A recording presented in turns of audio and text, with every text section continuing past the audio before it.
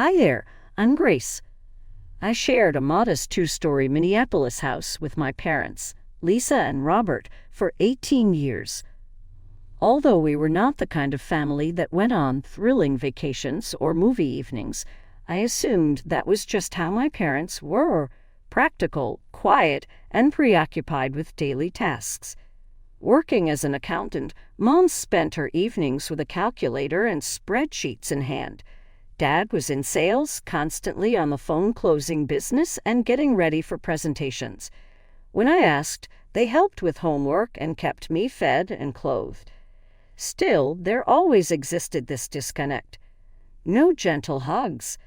Not "I love yous" tossed around carelessly as I observed in other households.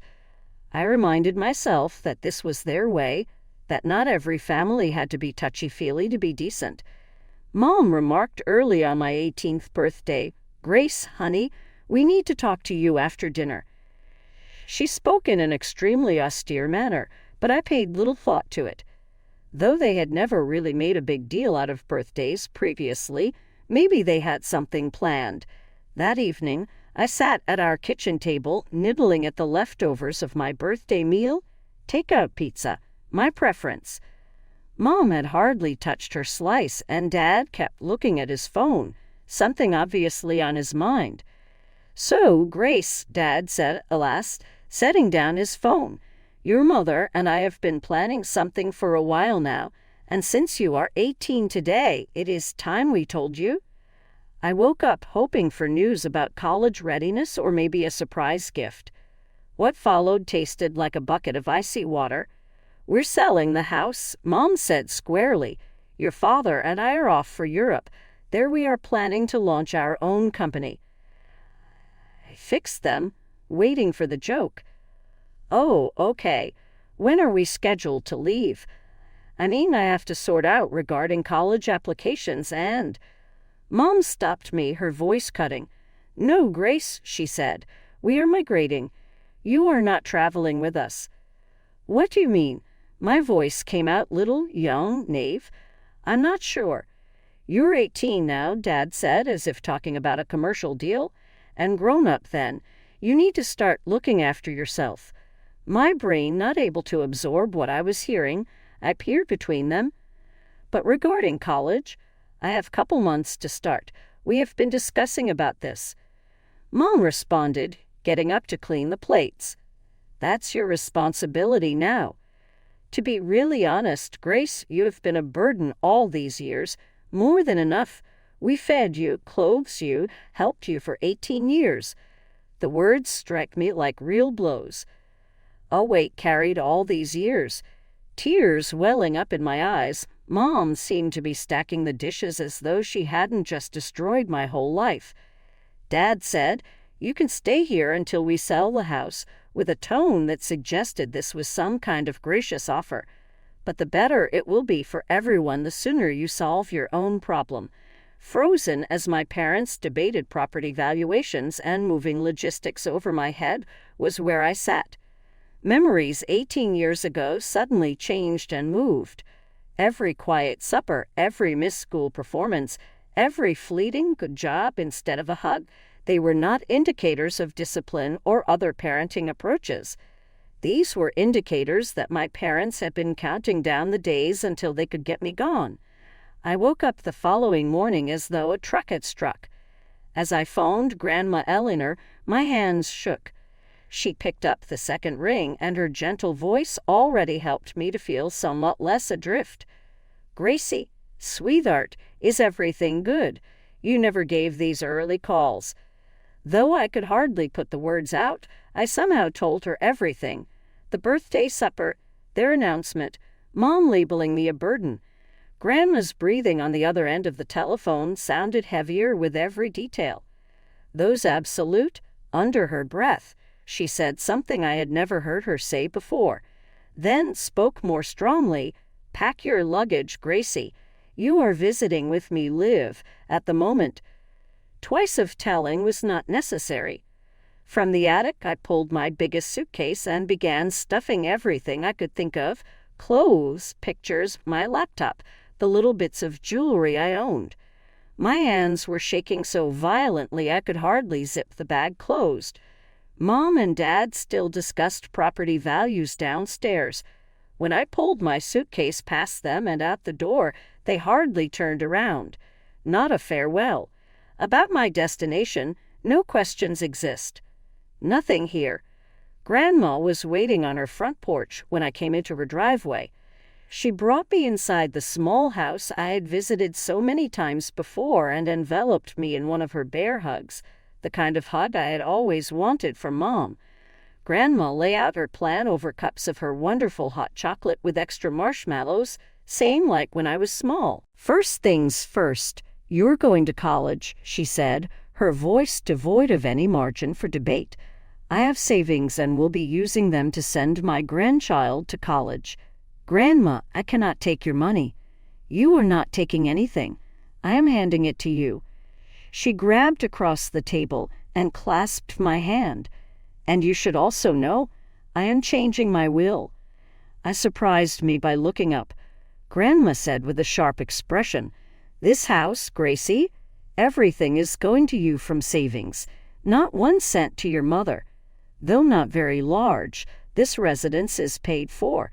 While not millions, the savings are plenty. It will all belong to you."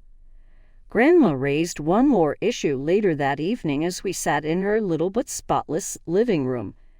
"We have to agree on something, Gracie," she added cautiously.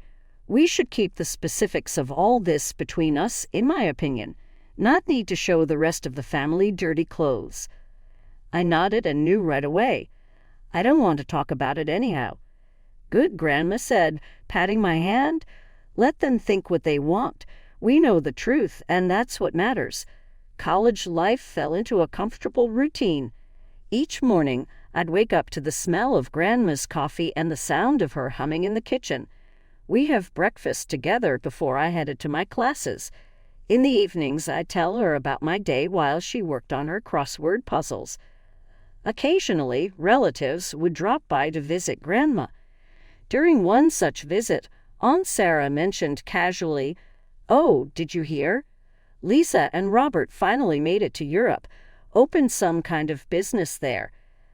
I heard her but just nodded and excused myself to study. I didn't want to know more. What was harder to handle were the comments about my independence. They came regularly, wrapped in admiration that made me want to scream. "You're such a strong young woman," Grace Uncle Mike said during one visit. "Taking charge of your life, moving out on your own. So mature of you. It's admirable how you decided to make your own way." Cousin Rachel chimed in. "Not everyone your age would choose independence over living with their parents." Each time I'd force a smile and change the subject. It didn't take long to figure out the story my parents had spun. Their driven, independent daughter, so eager to strike out on her own, had moved out right after high school. It was easier to let everyone believe it. The truth hurt too much to share. Then came the worst day of my life. Grandma had been feeling tired for weeks, but we both brushed it off as just age catching up with her. By the time we realized it was more than that, it was too late. The doctor said words like aggressive and advanced stage.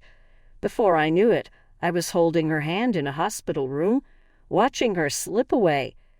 "You're the best thing that ever happened to me, Gracie," she whispered one night, her voice weak but her eyes clear. "Don't you ever forget that." She died 3 months later, a year before I was set to graduate. The funeral was small, but well attended by family. Everyone came, except my parents. Aunt Sarah told me they'd been informed, but said they couldn't make it back from Europe on such short notice. I graduated with honors the following year, clutching my diploma and fighting back tears. The one person I wanted to see me walk across that stage wasn't there. But Grandma had prepared me for everything, even her absence. Thanks to her generosity, I had options. I used some of the inheritance to buy a lovely apartment closer to downtown where I'd landed a job at Preston and Associates, an investment firm. I decided to keep her house and rent it out. I couldn't bear to sell it, but I also couldn't face living there without her.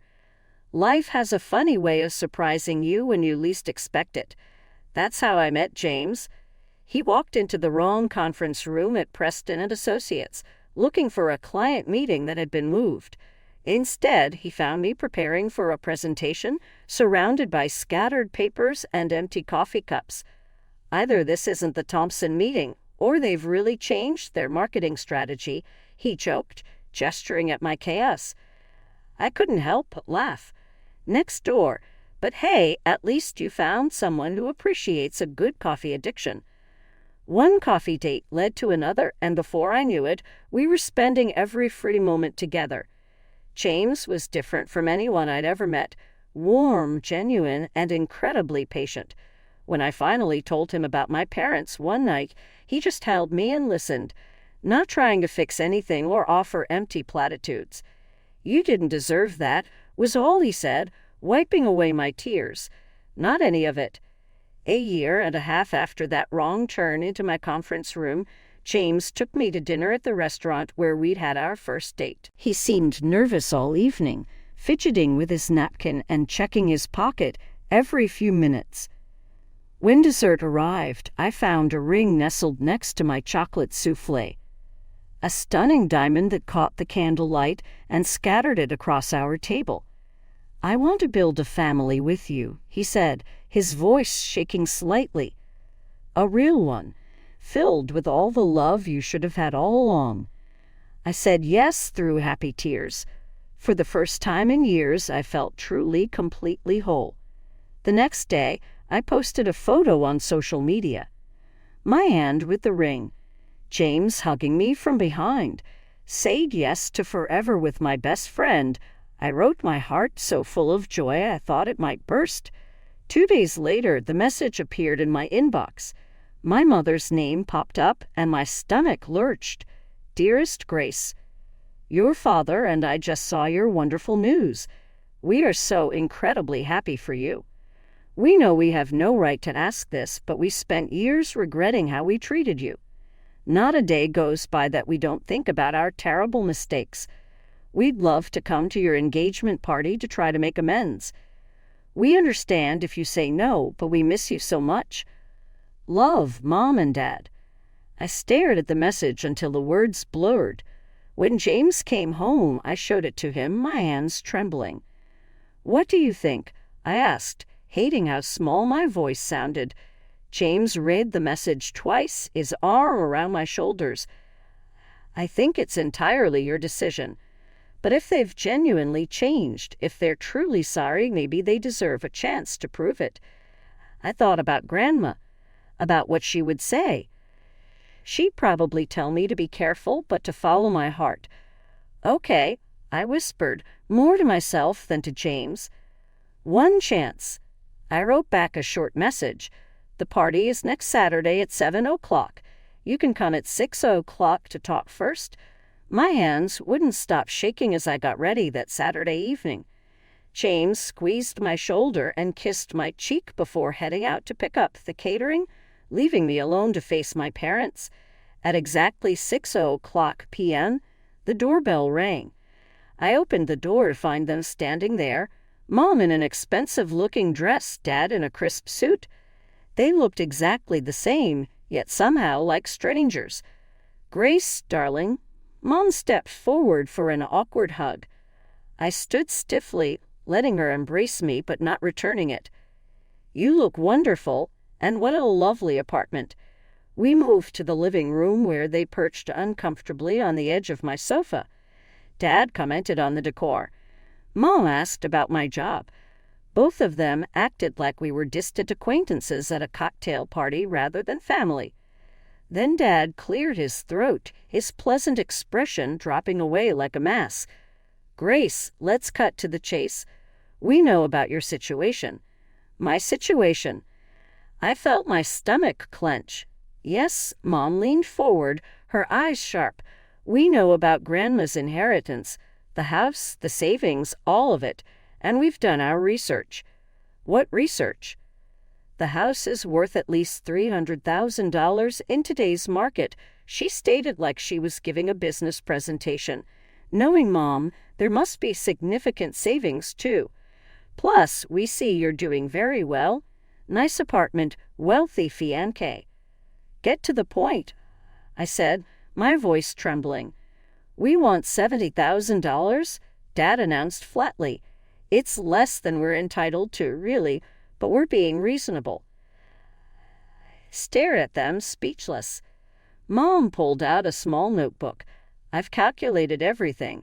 As Mom's daughter, I have a right to inherit. If you don't give us the money, we'll sue for half of everything. The house, the accounts, all of it. You can't be serious, I whispered. Oh, we are, Dad's voice hardened. And if you don't cooperate, we'll make sure everyone knows how you manipulated your grandmother, how you turned her against us and convinced her to cut out her own daughter. It doesn't matter what really happened. Mom cut in. What matters is what people will believe. Do you want all your relatives to know how you schemed to get your grandmother's money? Want your new in-laws to hear about it? The doorbell rang again. Early guests arriving. I stood up, feeling dizzy. I need time to think about this. Think fast. Dad stood, straightening his tie. We want an answer soon.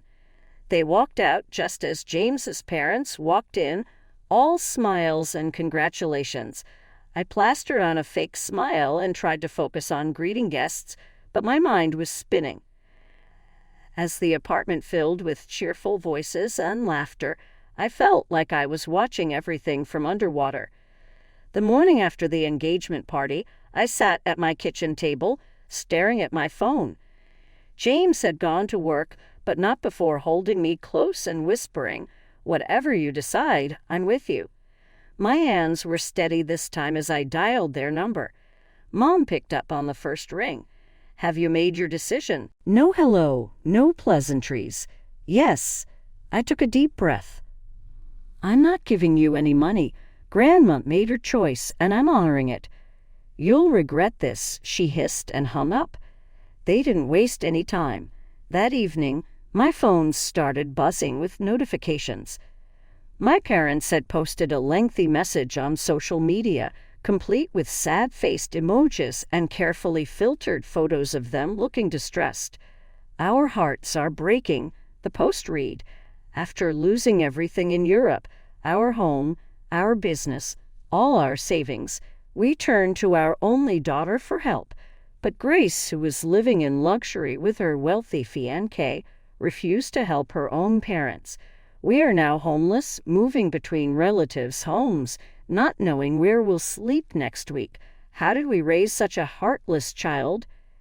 Within hours, the post had been shared throughout our entire extended family. My phone exploded with messages. "Grace, how could you? Your own parents, they raised you for 18 years. You have plenty of money now. Why can't you help them?" Aunt Martha called me sobbing. "They need a place to stay, Grace. That house of your grandmother's is just sitting there with renters in it. Your own parents should be living there." Uncle Peter's message was particularly harsh. "Your grandmother would be ashamed of you. Your parents sacrificed everything for you." I wanted to scream to tell them all the truth, but my throat felt closed up every time I tried to respond. Then came the wedding cancellations. "I'm sorry, Grace, but I can't celebrate while your parents are suffering." Cousin Rachel texted. "What kind of person starts a marriage by turning their back on family?" wrote another relative. The final blow came from Uncle Mike, who'd always been kind to me at family gatherings. His message was brief and professional. "Grace, as a lawyer, I feel obligated to inform you that I will be representing your parents in their lawsuit against you regarding your grandmother's estate. The law is clear about children's rights to inheritance, and your grandmother's will can be contested. Expect official documentation soon. I recommend you reconsider your position before this gets messy. You don't want to start your married life with a legal battle." I sat in my darkened apartment, reading and rereading the messages, watching as my entire extended family turned against me. The irony was almost funny. They were finally seeing me as the terrible person my parents had always thought I was. but for all the wrong reasons. James found me there when he got home, still scrolling through the endless stream of accusations and disappointment. He took one look at my face and pulled me into his arms. Sitting at my computer, fingers hovering over the keyboard, I took a deep breath and began to type. To my family and friends, I've stayed quiet for 8 years about what really happened between my parents and me. I let everyone believe their version of events because the truth was too painful to share. But now I have no choice.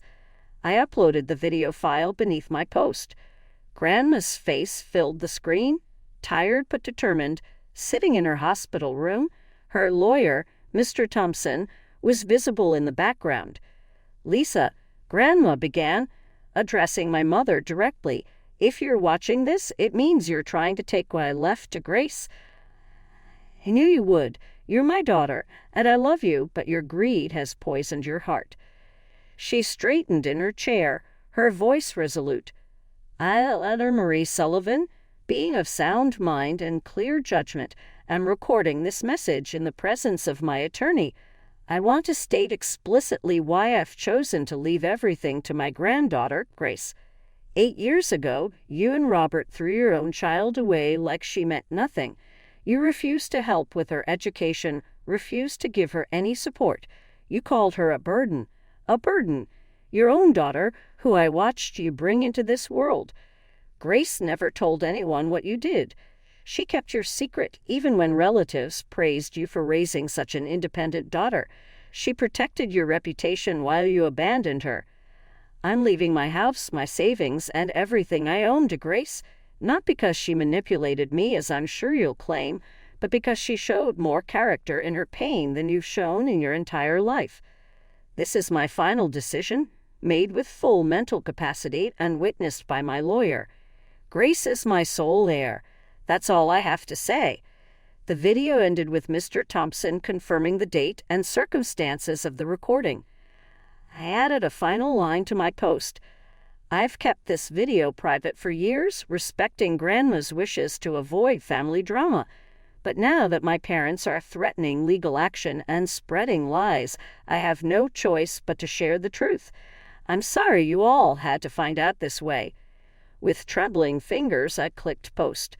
The responses flooded in within minutes. The first call came from Uncle Mike.